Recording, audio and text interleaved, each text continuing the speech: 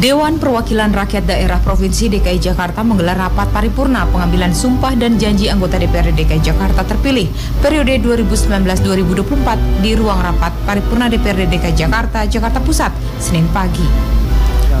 Wakil Ketua Pengadilan Tinggi DKI Jakarta, Syahrial Siddiq, membacakan keputusan Menteri Dalam Negeri tanggal 23 Agustus 2019 tentang peresmian pengangkatan anggota DPRD Provinsi DKI Jakarta periode 2019-2024. Usai membacakan keputusan Menteri Dalam Negeri, Wakil Ketua Pengadilan Tinggi DKI Jakarta langsung mengukuhkan pengambilan sumpah jabatan terhadap anggota DPRD DKI Jakarta terpilih.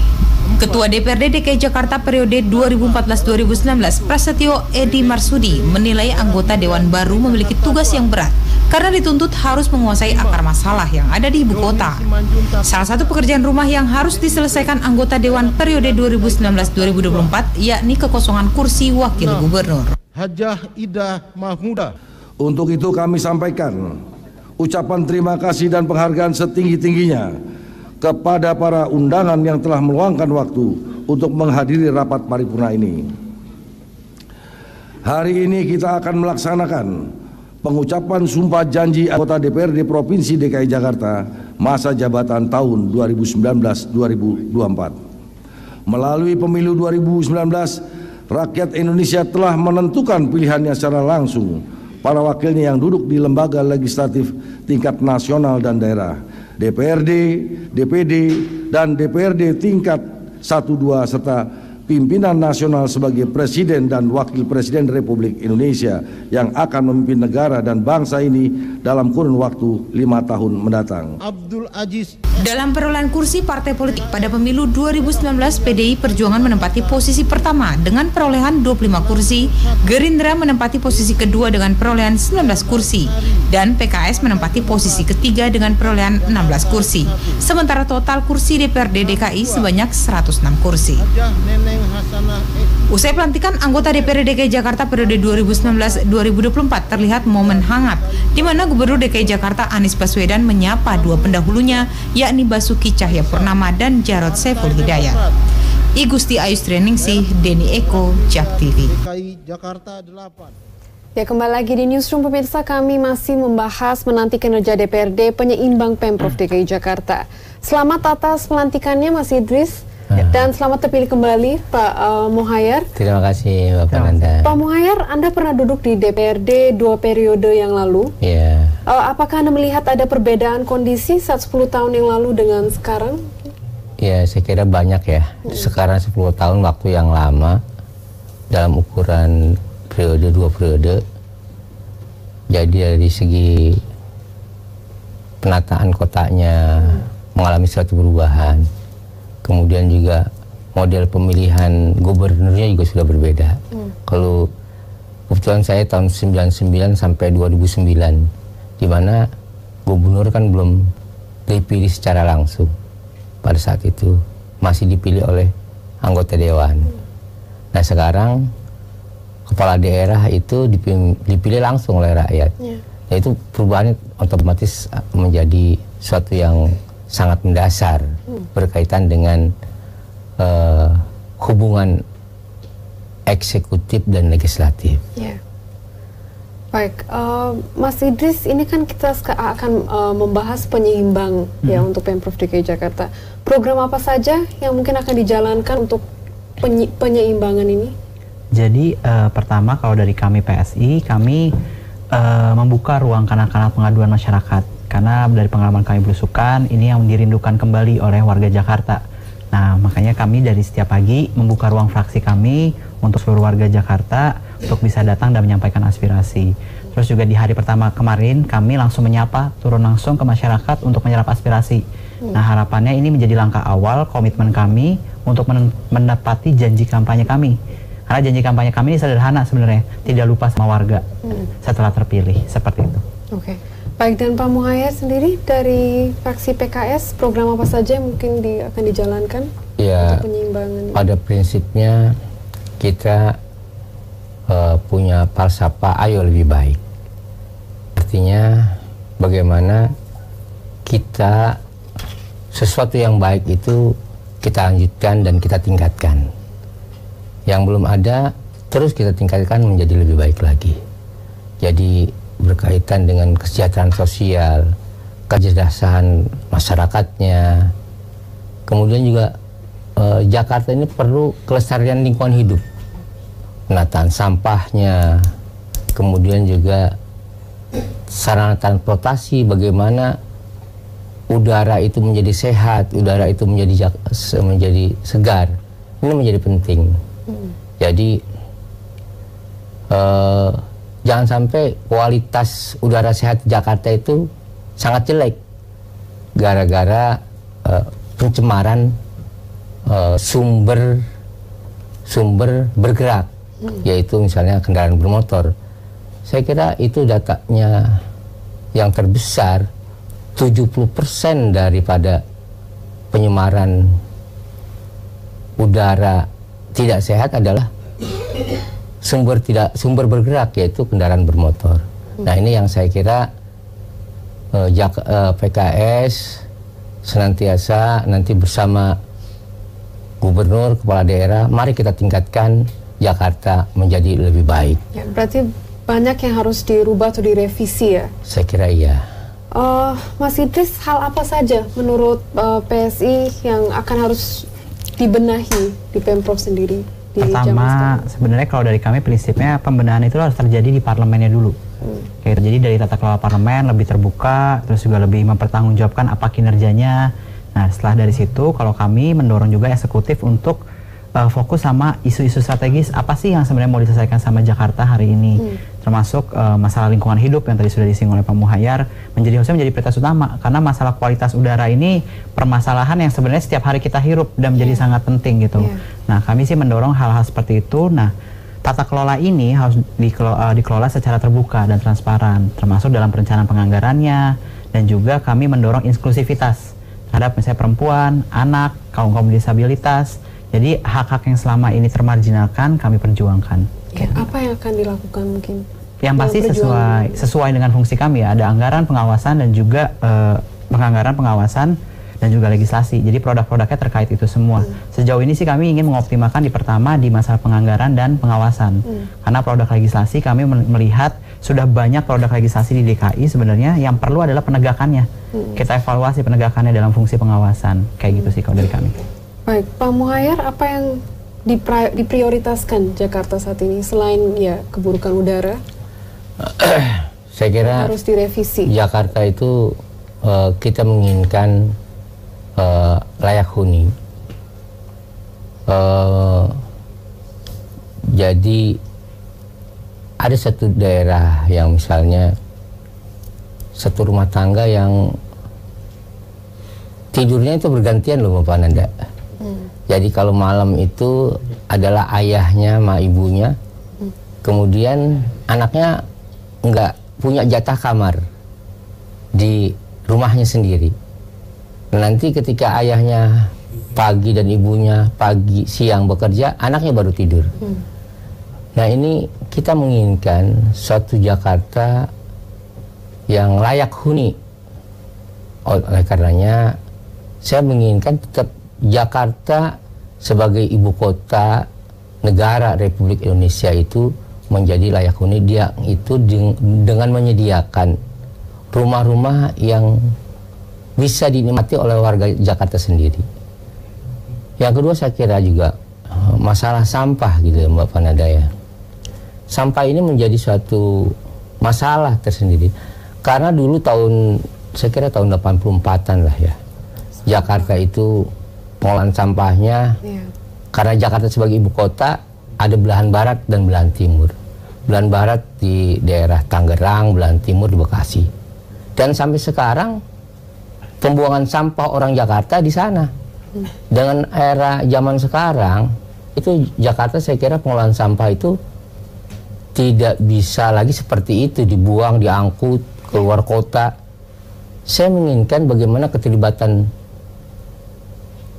masyarakat Jakarta, dewan, pemerintah ini menyelesaikan masalah sampah. Yang paling utama saya kira sampah ini adalah bagaimana sampah bisa selesai di sumbernya. Sampah di sumbernya itu yang terbesar sampai 60% itu ada dari rumah tangga. Artinya setiap warga Jakarta adalah produsen sampah. Jadi oleh karenanya setiap produsen itu bertanggung jawab terhadap sampahnya. Nah, jadi penyelesaian sampah di rumah tangga ini saya kira yang harus kita selesaikan. Jangan lagi buang sampah keluar kota, ke Tangerang, ke Bekasi. Kita selesaikan sampah di kampung kita sendiri, di rumah kita sendiri. Baik Pak Muhair, kami akan lanjutkan pembahasan ini setelah jeda yang satu ini. Pemirsa jangan kemana-mana.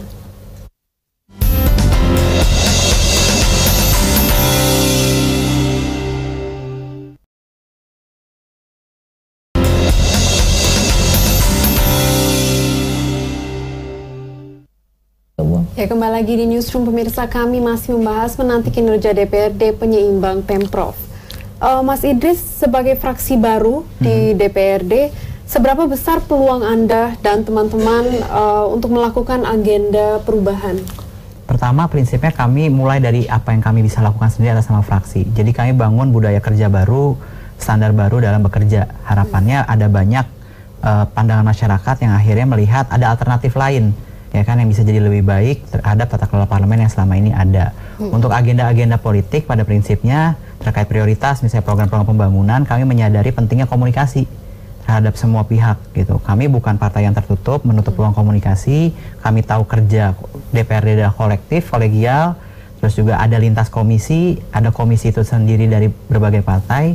Prinsip dasarnya kami sih buka ruang komunikasi. Jadi komunikasi seperti itu yang kami akan lakukan sih sebagai partai baru. Iya. Mas Idris kan mewakili kaum milenial mungkin ya. Jadi inovasi apa yang akan diberikan terhadap Jakarta selain membuka komunikasi dengan warga? Sebenarnya perlu ada rencana lebih strategis dalam pemberdayaan pemuda sih. Jadi tidak hanya aktivasi kegiatan, tapi juga fasilitasi tempat, fasilitas dan sebagainya. Terus juga berkaitan dengan pendidikan, terus juga masalah kesehatannya, kesehatan remaja dan sebagainya. Jadi menurut saya memang harus ada pendekatan yang menyeluruh untuk anak muda ini. Tidak hanya berbicara masalah aktivasi kegiatannya, tapi kualitas anak mudanya melalui pendidikan harus ditingkatkan, kesehatannya juga tentunya, terus juga sama ruang-ruang publik yang memfasilitasi mereka untuk bisa berkreasi, bahkan pada tahap bisa produktif, bahkan sampai tahap prestasi. Kayak gitu misalnya GOR, atau misalnya RPTRA, taman-taman dan sebagainya. Seperti itu menurut pandangan kami. Baik Pak Muhair, bagaimana posisi PKS saat ini, di mana sebelumnya merupakan partai pendukung gubernur saat pilkada? Ya, saya kira posisi saat ini ada satu hal yang PKS inginkan, dan itu seharusnya diselesaikan oleh teman-teman legislatif periode yang lalu, di mana pada saat wakil gubernur Bang Sandi itu menjadi calon wakil presiden, itu kan ada semacam kevakuman, wakil gubernur kosong. Nah, klausulnya adalah yang berhak mengajukan penggantinya adalah partai pengusung, dalam hal ini adalah Gerindra dan PKS. Dan saya kira Gerindra dan PKS sudah sepakat calon itu ditentukan oleh PKS dan sudah diajukan oleh PKS 2 nama. Jadi tinggal sebenarnya memilih. Dan saya kira kita apresiasi kepada teman-teman dewan yang lama. Mereka sudah bentuk panitia dan sudah bentuk tatipnya, tinggal melaksanakan. Sehingga bagi kami itu ya sekarang tinggal melaksanakan tatip itu agar ada pendamping gubernur berupa wakil gubernur yang sudah ditetapkan dan sudah diajukan oleh PKS. Ya, mengenai yang pendamping gubernur sendiri Pak, itu bagaimana ya? Menyikapi hal ini seperti apa DPRD? Kan sampai sekarang belum ada pendampingan ya di posisi wagub. Ya, saya kira itu tadi. Saya kira sudah final, pengajuannya sudah diajukan, cuma persoalan masalah waktu.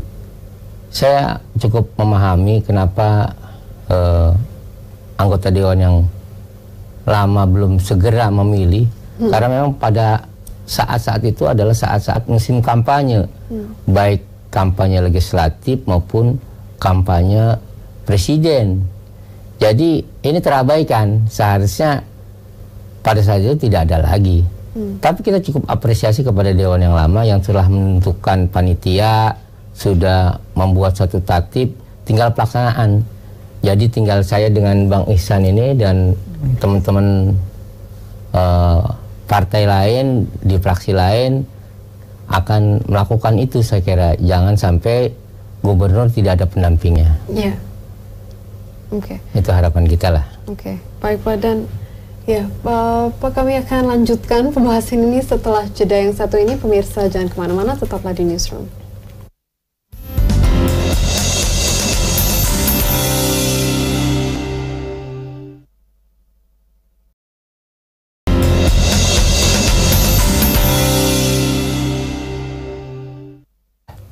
Ya, kembali lagi ke Newsroom. Pemirsa, Pak Muhayar sudah dikonfirmasi dari Presiden bahwa ibu kota kami akan dipindah ke Kalimantan Tengah. Terkait realisasi pemindahan ibu kota sendiri, hal apa yang harus mungkin diperhatikan pemerintah daerah Jakarta saat ini? Saya kira kalau pemindahan ibu kota itu kan urusan pemerintah pusat. Kalau Jakarta dia akan menjadi satu pusat bisnis atau dia tetap sebagai ibu kota, pada prinsipnya legislatif Jakarta welcome saja. Cuma memang itu adalah urusan pemerintah pusat. Ketika Jakarta sebagai kota bisnis menjadi kota jasa, saya kira itu sudah terpenuhi. Kemudian ibu kotanya pindah dari Jakarta, ya itu urusan pemerintah pusat saya kira. Bukan domain kita untuk membahasnya. Tapi Mas Idris, saya mau tahu pandangan Anda untuk pemindahan ibu kota ini dari sudut pandang kepentingan warga Jakarta. Sebenarnya kalau untuk kepentingan warga DKI Jakarta ini kan ada dua hal yang berbeda ya. Pemindahan ibu kota kan kepentingannya mungkin secara nasional seperti tadi disebutkan oleh Pak Muhayar. Jadi kalau saya pribadi melihat pada prinsipnya setiap kegiatan atau setiap rencana pemerintah harus disertai dengan rencana-rencana yang memang terukur dan matang. Ketika itu sudah terpenuhi, kami fungsinya adalah melengkapi dalam rencana itu porsi kami di mana, kewenangan kami di mana. Contohnya misalnya ibu kota berubah, artinya dalam konteks pemerintahan kita tidak lagi disebut ibu kota, ada kewenangan dan hak yang kami dapatkan dahulu sebelumnya pasti akan berubah. Tapi pada prinsipnya kalau kita melihat APBD kita sendiri untuk kepentingan warga sebenarnya tidak terlalu banyak nih yang berpengaruh oleh pemindahan ibu kota. Karena memang Jakarta kan sudah pada tahap yang lebih maju, memang pusat bisnis juga sudah berkembang dan sebagainya. Tapi memang kalau dari kami berharap pemindahan ibu kota ini memang adalah bagian dari rencana untuk memperbaiki Indonesia. Dan kami sangat mendorong apapun karena perbaikan Indonesia akan pasti berimplikasi sama perbaikan di Jakarta. Baik, nah Mas Idris mungkin closing statement dan mungkin harapan untuk Jakarta. Harapannya pertama buat kami berkomitmen untuk membuka ruang seluas-luasnya untuk masyarakat bisa kami menjadi jembatan aspirasi. Terus dari sisi masyarakat kami mendorong juga untuk berpartisipasi terhadap proses pemerintahan. Karena kami dari pemerintahan pasti tidak bisa berjalan sendiri. Kami butuh masyarakat, kami butuh banyak pihak untuk membantu kita sama-sama mengawal ibu kota yang kita cintai ini. Nah, baik. Dan Pak Muhayar mungkin harapan untuk Jakarta. Pertama, tentu saja saya mengucapkan terima kasih kepada warga Jakarta yang telah bersama PKS akan membangun Jakarta. Doakan kami agar terus bersama rakyat untuk membangun Jakarta dan bersama itulah yang saya kira kita bisa Jakarta lebih baik dan lebih maju lagi. Ya, baik. Terima kasih Pak Muhayar, Mas Idris untuk perbincangan hari ini. Pemirsa, informasi dari mancanegara akan kami hadirkan, diantaranya Waterton Glacier yang menawarkan pemandangan luar biasa. Tetaplah di Newsroom, pemirsa, jangan kemana-mana.